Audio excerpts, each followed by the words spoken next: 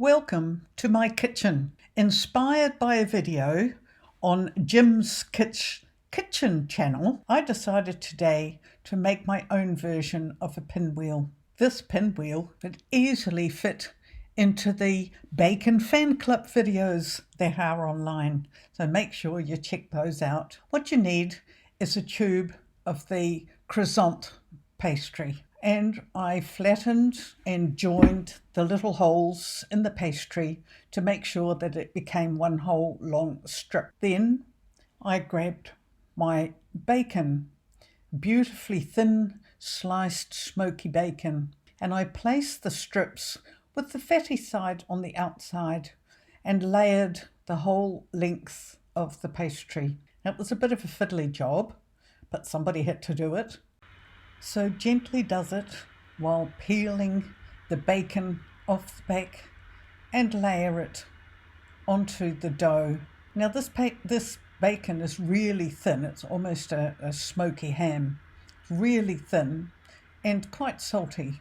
So you don't really need, well, that's my opinion anyway. I mean, too much salt can't be good for a person.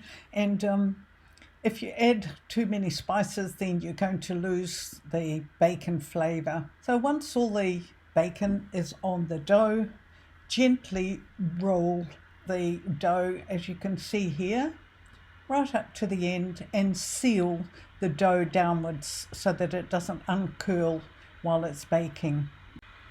Now I have a really efficient oven, so I only just turned it on at this stage to 200 just to preheat.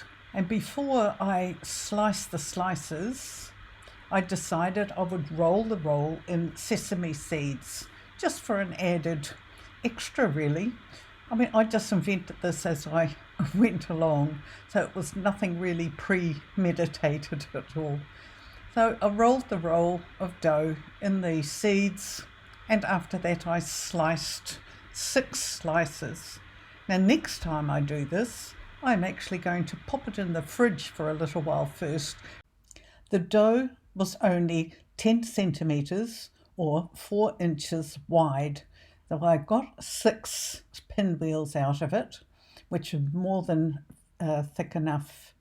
The dough I used was 240 gram tube of the croissant dough. So I have got another one in the fridge, and I am going to use it for something else, maybe a sweet filling.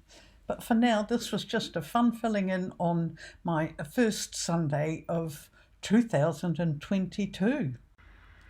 After placing them on the tray, I pop them in the preheated oven of 200 degrees Celsius, and I bake them for roughly, now I didn't even look at the clock because I was looking through the window in the oven all the time, but I cooked them for roughly quarter of an hour, 20 minutes. And when I took them out the oven, they just looked gorgeous. I had no idea that they were going to kind of rise like that, like little turrets. So then, of course, the fun part was tasting. I did so enjoy that mouthful. Now, just like the pancakes that we make, we also like our I do anyway, my bacon pancakes with golden syrup or a pancake syrup. And so I decided, after having tasted the first half, I decided I'd taste another half using the syrup. And I have to tell you that it was a right royal treat. So, an easy recipe and something to create a delicious warm bite on a wintry Sunday afternoon, and maybe serve it with some soup. But I had fun. Thank you, Jim, for your inspiration. I hope to treat you to quite a number of yummy recipes this coming year. So a good year's resolution might be to subscribe and support my channel. And I hope to see you back here again real soon.